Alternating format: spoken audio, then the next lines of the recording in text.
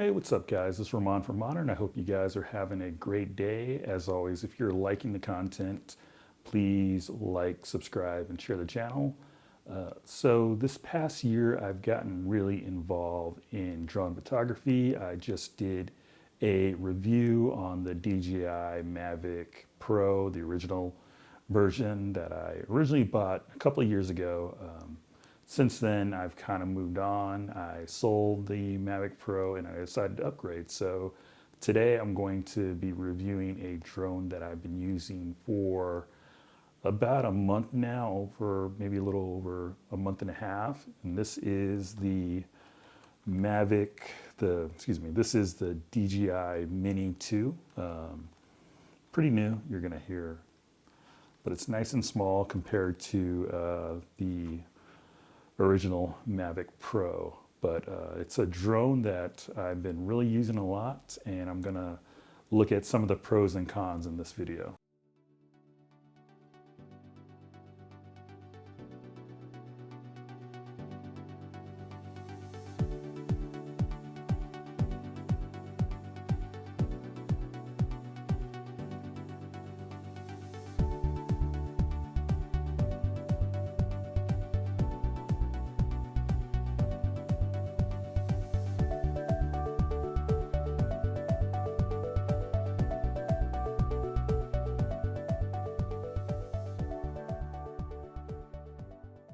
So at the time of making this video, the DJI Mini 2 falls around $450 US. There are additional packages that you get with the DJI Mini 2, such as the Fly More combo. I have posted links in the description of this video for you to look and see, as product prices normally fluctuate and there might be deals. So yeah, as always, please do your research, and hopefully you could find a good deal on this drone. The drone itself is pretty compact and pretty small. It weighs about 249 grams, which is just under the FAA limit. With most drones, you're going to have to register with the FAA and then have to pay a small fee to get that registered. Hopefully that doesn't change in the future, but I think one of the things is that it's going to make it a lot more easier to travel with the drone, especially if you're traveling to other countries. So I'm going to be discussing some of the things that I really like about this drone. Compared to the original Mini, the original DJI Mini, this drone has 4K recording of up to 30 frames per second.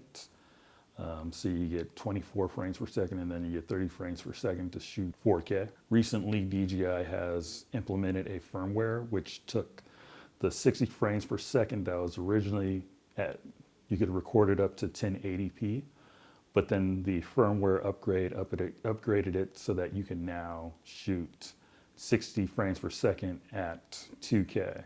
It's not 4K, it's 2K, but it's a slight improvement. It also comes with a 12 megapixel camera sensor, so you can shoot both RAW, DNG, and then also JPEGs. One of the things that I really enjoyed about this drone is that it's USB-C rechargeable, which means you could recharge it on the go.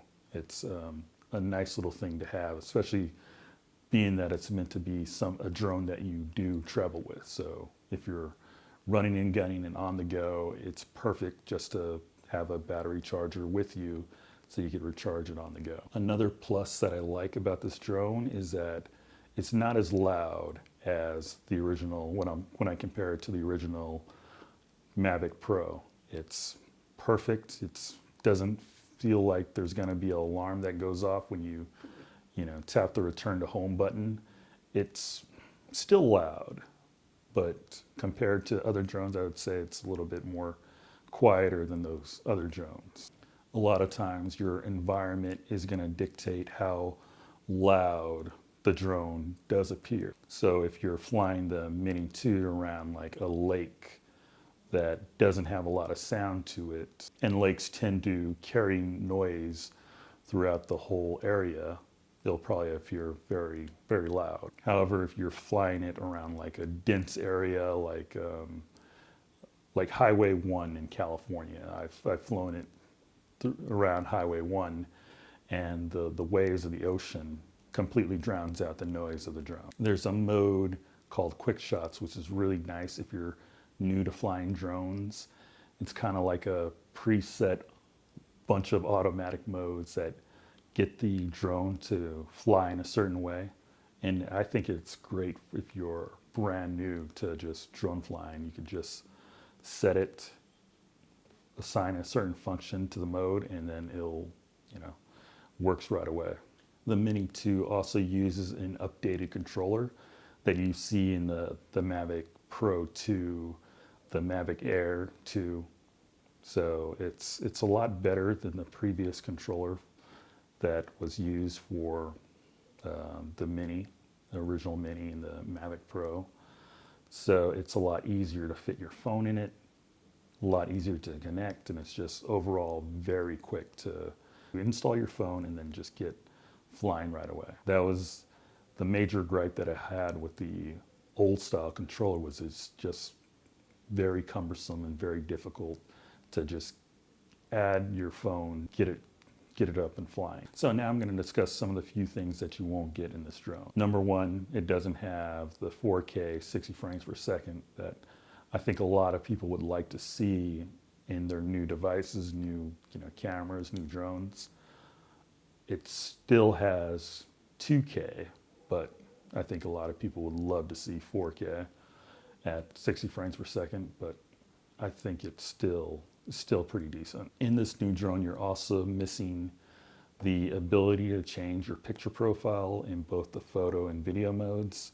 So you can't use a flat video profile or a log video profile, which makes it possibly difficult to match with other camera models, or if you're doing some other, or if you're using some other cameras. It just means that you won't do any high level of grading like you would get with a flat or a log type of profile. A few other things that you're missing from this drone: obstacle avoidance and HDR type of photo video mode. Also in this drone that's missing is subject tracking, so you can't track a subject. You also need a remote in order to fly the drone, so you can't just simply power on the DJI Mini 2 and fly it from your smartphone. It just means that a remote is definitely required to fly this drone. There is also a zoom function in both the photo and video modes.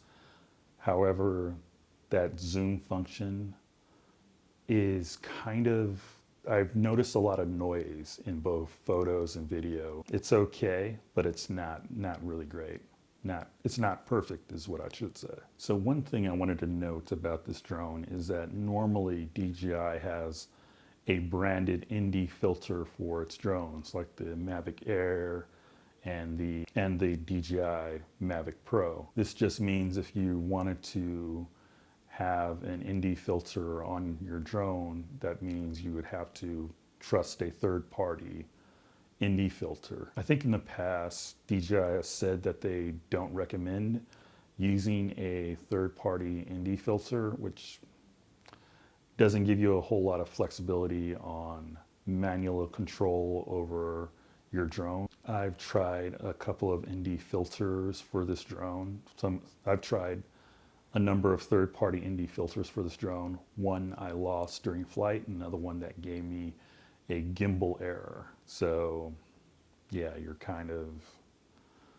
there's not a lot of flexibility when it comes to ND filters for this drone. I really think that this drone could have used an internal ND filter like you see on a lot of compact cameras, but sadly they didn't include that. So overall, I'm really enjoying the Mavic Mini.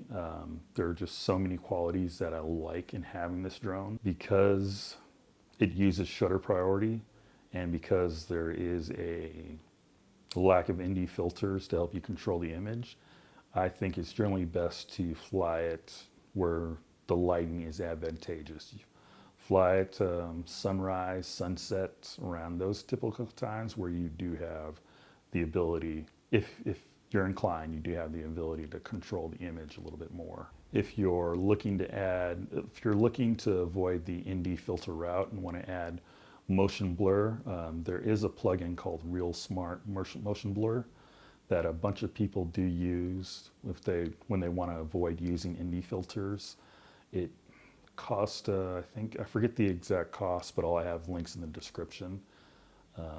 But that's something to consider if you want to avoid the ND filter route. So the only gripes I have about the DJI Mini 2 is that you don't have subject tracking and you don't have really reliable ND filters to control the image. However, overall, I do think it's a good starter drone if you want to get into drone photography or drone videos. I think if you're going to probably do any type of professional work, I think higher quality drones like the Mavic Pro 2 or the Mavic Air 2 might be the better route to go. But if you're going to just be flying casually and just, don't really care about those things, I think this is a great starter drone to have. I know for me, coming from the DJI Mavic Pro, the DJI Mini 2 is just not as loud in comparison and just really simple to travel with.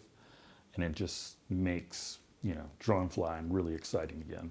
So finally, I have to say thank you for joining me and watching today's episode. If you or yourself have experienced the Mini 2, please leave a comment whether you like it, hate it, enjoy flying other types of drones that are better than the Mini 2. Please leave a comment below. Also, if you like this video, please, as always, like, subscribe, and share the channel. Thank you guys, and I'll see you guys in the next one.